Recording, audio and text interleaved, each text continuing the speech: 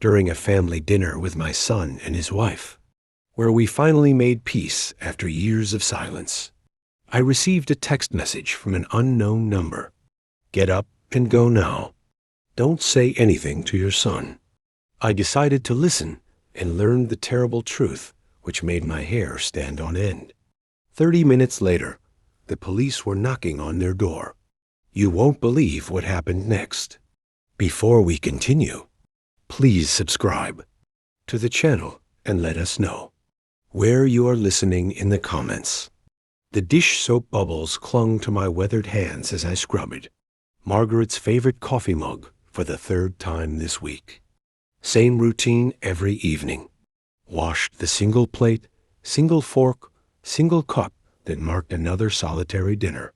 The kitchen felt cavernous without her humming while she cooked, without her gentle scolding about leaving newspapers scattered across the table.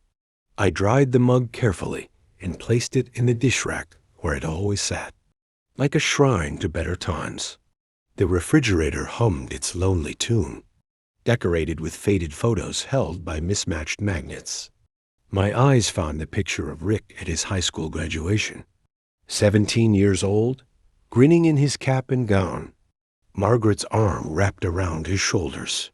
Before the arguments, before the money, before the silence, the phone's shrill ring cut through my reverie like a knife. My wet hands fumbled for the dish towel as the phone continued its insistent demand.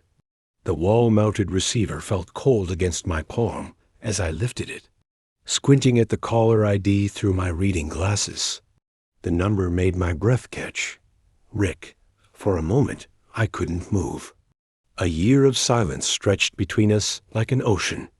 The last time we'd spoken, he'd stormed out after I'd refused to loan him money for his investment opportunity. Margaret would have handled it better. She always knew the right words. Hello. My voice came out rougher than intended. Dad. Rick's voice carried that same uncertain tone from his childhood when he'd broken something valuable and wasn't sure how much trouble he was in. It's me. I gripped the phone tighter, my heart hammering against my ribs. Rick, I wasn't expecting. I know it's been. He paused, and I could hear him breathing. Too long. Way too long. I moved slowly to my armchair, the one Margaret had insisted we buy because it supported my back properly.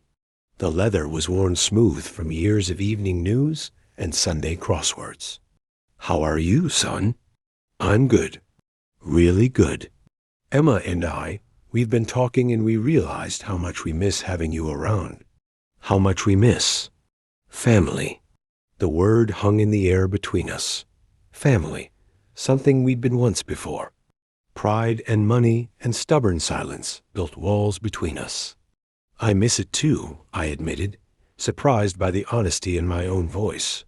Dad, would you consider coming for dinner tonight? Emma's making that pot roast you always loved, and we could talk.